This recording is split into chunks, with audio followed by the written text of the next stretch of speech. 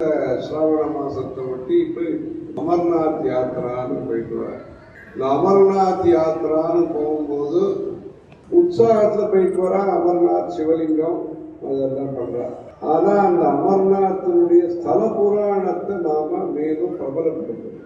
எப்படி திருவண்ணாமலை கிரிவலம்ங்கிறது நல்லா பிரபலமாயிருக்கோ அந்த மாதிரி அமர்நாத் யாத்திரைங்கிறத இன்னும் லௌகீகமான வசதிகள்லாம் நல்லா பண்ணி ஜனங்கள்லாம் ரொம்ப கிட்ட போயிடாம அது மூச்சு காத்துனால அது பனிலிங்கத்துக்கு சிரமமாக ஜாக்கிரதையா பண்ணணும்.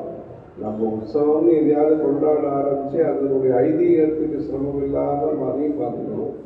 அங்க தரிசனம் பண்றது மாத்திரமல்ல, 22 கஷேத்திரங்கள் அங்க இருக்கு. அந்த அமர்நாத் யாத்திரை போறவ அந்த 22 இடங்களையும் பார்த்துட்டு போறோம். அங்க லம்போதரி அப்படின்னு ஒரு நதி இருக்கு, பிள்ளையார் பேர்ல ஒரு நதி இருக்கு. யாரும் ஒருத்தர் அமர்நாத் யாத்திரை போயிட்டு வரீங்கன்னா சொன்னாங்க. நம்ம சொன்னோம் ஒரு பெரிய பிள்ளையார் எடுத்துன்னு போய் அந்த பக்கத்தில் வைங்க.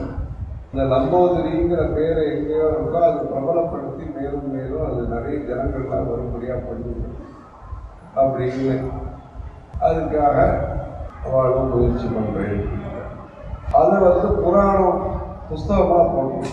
நம்மளுடைய புதுப்பறிவை அங்கெல்லாம் போயிட்டு வந்தால் பூஜையெல்லாம் பண்ணினா அமர்நாத் யாத்திரை போயிட்டு வந்தாங்க. அதனால் அமர்நாத் யாத்திரையை பற்றி பக்தி இருக்கு, ஸ்ரத்தை இருக்கு, உற்சாகம் இருக்கு. அதோடு சேர்ந்து அங்கே பண்ண வேண்டிய பூஜைகள், ஹோமங்கள் இதையும் நாம் பிரபலப்படுத்தினோம்னா ஏகாதசி மந்திரம், ருத்ராபிஷேகம், மகன்யாசம் அதெல்லாம் அங்கே போய் பண்ணிட்டு வந்தாங்கன்னா இன்னும் அது வைதிகமான அந்த க்ஷேத்திரங்கிறது மேலும் பிரபலமாகும்.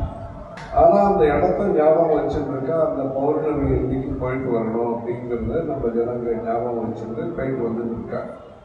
புராணத்தில் அதனுடைய விவரங்கள்லாம் இருக்கு.